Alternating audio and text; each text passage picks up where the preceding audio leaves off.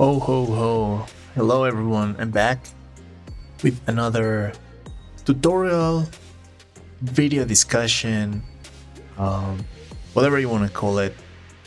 This one's gonna start with me showing you the best source of information. Shoutouts to everyone in the Akai Mpc Facebook group, because this is the one where I get most of my information, tips, tricks.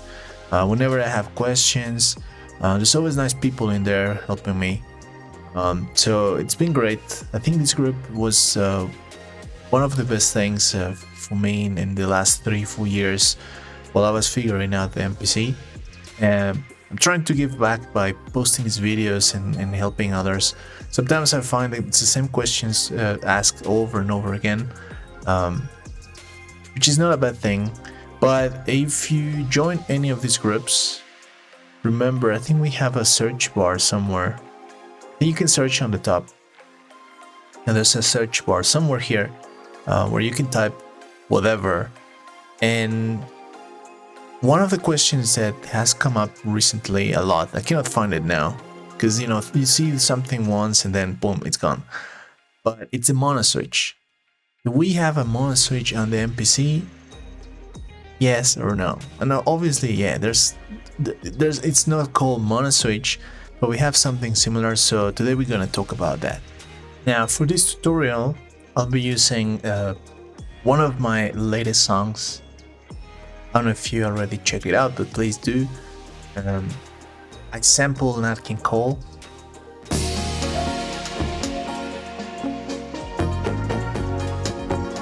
Of course, you cannot hear the Nat King Cole sample here, but it's here.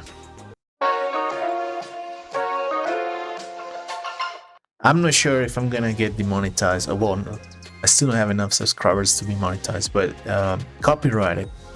DMCA just because of this. I forgot to pitch the sample. It's crazy, right? Like I forgot that I had to. I always, go -2, -3 semitones, but I forgot for this beat. So let's see what happens. Not sure what's gonna happen, but let's see. So the installation here of the mono switch is very simple. You wanna check your mix in mono, and we're gonna talk about why and some of my opinions. But the first thing is, you want to go to this main section of your MPC and open this little section. It's like a little mixer or something, and find a master output track, which is basically this button here, the last one. So you don't see the programs. If you go here, you're gonna see the MIDI information, the track MIDI information. Here is for programs. So all the effects that you add to your programs are there, but you want to go to the master. Now here I already have some effects. And I recommend you to this. It's very important because the master track, we just have 4 options, right? We just have 4 opportunities to add stuff. So I always do this. The X, Y effects, which is basically this thingy, goes there always, but always first. After that we have an empty space, which this is where I propose you place the following: air stereo width, which you'll find in if you have your effects sorted by type and manufacturer, you're gonna find it as modulation in the modulation folder, and you'll find it as in Air Music Technology. This is one of the Air plugins. Air is great. I really like the way they work. And then you just have to scroll down till you find Air Stereo Width. Boom, there you go, Air Stereo Width. And I'll show you how it works, but why there? Why in the second one? Well, basically because the third and the fourth are always used for like mastering, mini mastering purposes. The third one, I have a filter Saturn 2, which is a saturation plugin Just makes things sound cool, basically. And the fourth is air limiter. The limiter is super important because it's helps you, keeping things safe and consistent. If your bass, kicks, if your snares start getting louder, boom, and at the same time helps you push the gain. Okay, so how do you set up the mono switch? Set up the effect, and once you open it, look at this parameter called width.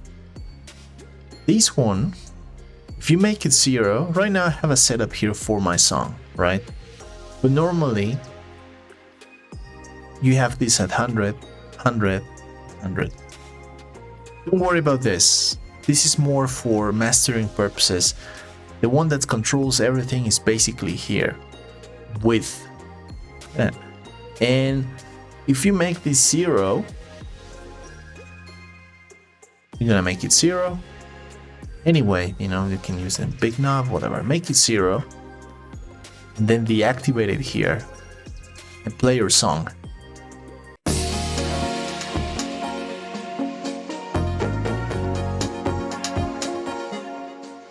Listen carefully, because now this is where things change. So you play your song, and in the middle of it, just activate it, boom, like that.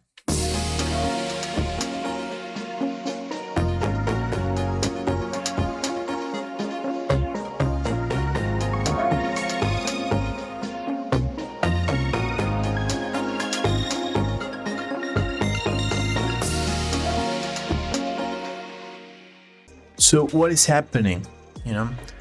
Many different explanations that you'll find here on YouTube, but something I can tell you is that with width at 0, basically everything that you have on the sides, which is like information that goes left and right, if you have pianos, guitars, samples that you downloaded, and one speaker is doing one thing while the other does something else, or the sound is not consistent, the volume is not consistent, all those inconsistencies disappear, and you're left with the mono channel, like what's really consistent. I recommend you to look for phase cancellation here on YouTube. Just go to the search bar and look for phase cancellation. It's an interesting topic because it's something that happens once you start playing with stereo effects. You're gonna lose some information. The gain will be different in between the left and the right channel. You're gonna see your faders doing this instead of this. You're gonna have the left and right changing, and in the end, the volume overall of the track, sample, program, whatever it is, increases.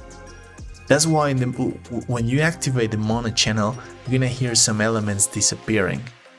If you don't hear any changes, if once you do this, while playing your music, like there's not much difference, it means that you don't have much stereo information. It means that everything you have, on this song, like all the sounds are basically on the mono track.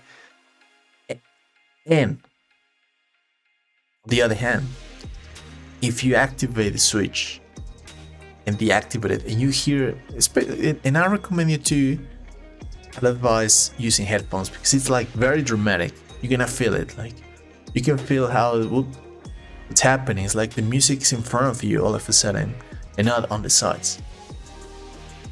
If you play with the switch and the massive difference, like what's going on, where are my pianos, where's my lead, where are my vocals, if that's happening, it means that you have maybe too much stereo. And this is where I wanted to get, like, why using this? Because there are some elements, especially in today's music, popular mixing, production, popular mono elements are always the kick, snare, bass, and vocals or leads.